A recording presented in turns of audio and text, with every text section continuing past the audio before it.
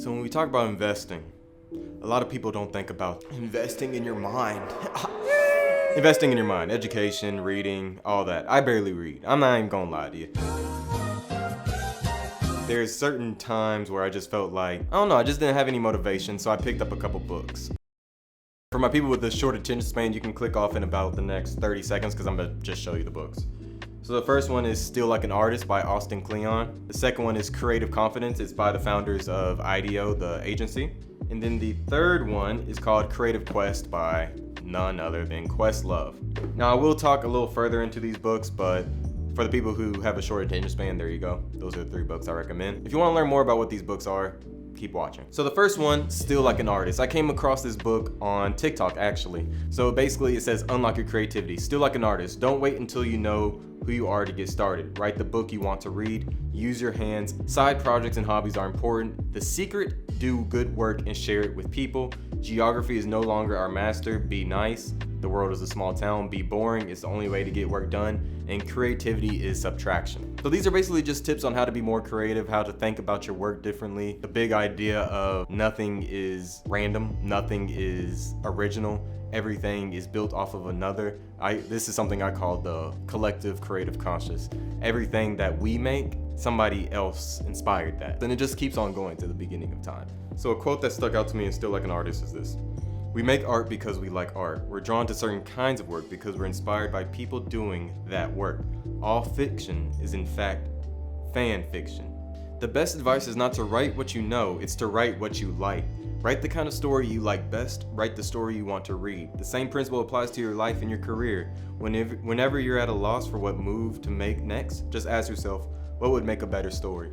I don't know about you, but I always wonder, what should I do next? What video should I make? Am I on the right path? And it all comes back to the same answer, which is just do you. Do what you want to do what you like, do what makes you happy. The next book is Creative Confidence. Again, this is by the IDEO founders. If you don't know, it's like a world-renowned agency. Actually, like an old college colleague told me to pick this up because I told her I was interested in making a podcast about how people are creative in their day-to-day life. You can be a construction worker and still see your job as art, or what's creativity to a construction worker. So that was the idea that made me interested in this book, and that's basically what this book is about. Creativity and innovation are like muscles. The more we use them, the stronger they get. As kids, we were all creative, but over time, so many of us were discouraged in our creative endeavors and eventually focused our energies on more traditional pursuits. In Creative Confidence, the Kelly brothers remind us that creativity is a mindset, a way of thinking, and a proactive approach to finding new solutions. We may not all be artists, but we can be more creative lawyers, doctors, managers, or salespeople.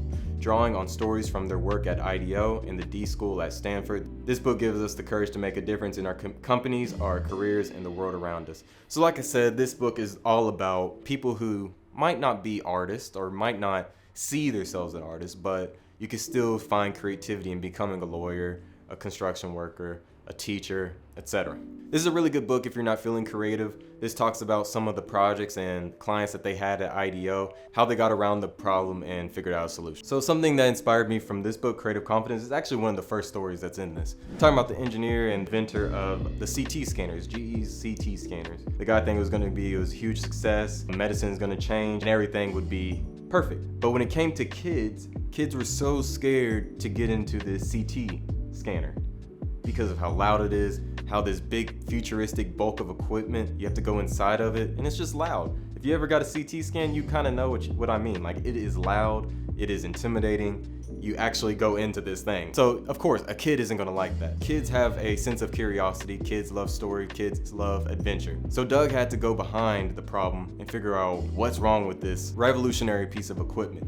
How can I make kids benefit from it as well? So what Doug did was, he emphasized with the kids. He figured out what they liked, he observed them, and he basically came up with the idea to make the CT scanners themed, story-based. So instead of this big old piece of equipment that a child is going in, we're going to change the narrative around it and say, hey, this is a space adventure. So you're about to go into a spaceship. When you hear the boom, boom of the CT scanner, that's actually the rockets thrusting, taking you up into space.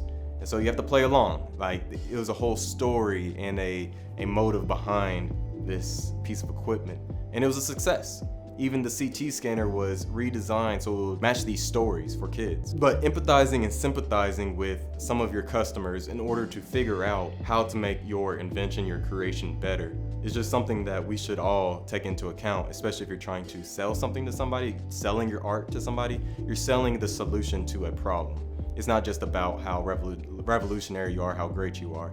You have to revolutionize the solution to the problem that your customer is having. That's a good nugget I took from this book.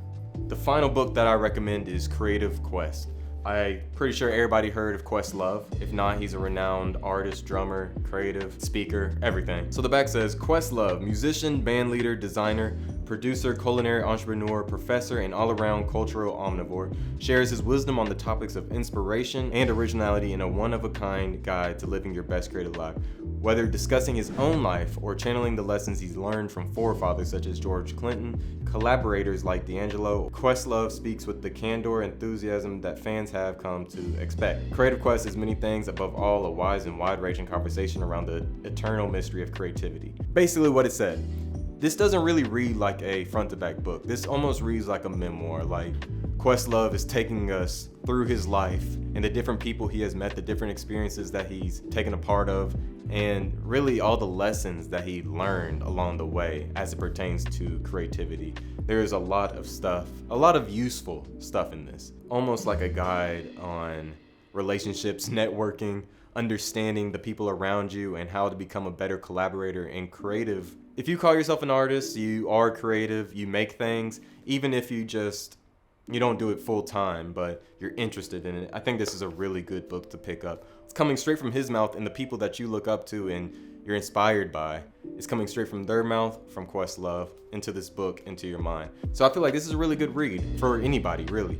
You can learn a lot from it, and I definitely got a lot from this book. So something that inspired me in Creative Quest by Questlove. It's in a section called Reduce, Reuse, Recycle, and basically the whole idea is we think or tend to think that creativity is the enemy of distraction. Say that distractions can sometimes be a good thing. Distracting yourself can become the seed that is planting your mind to more creative thoughts, to more creative things, endeavors, and leading you down to something that has never been made before.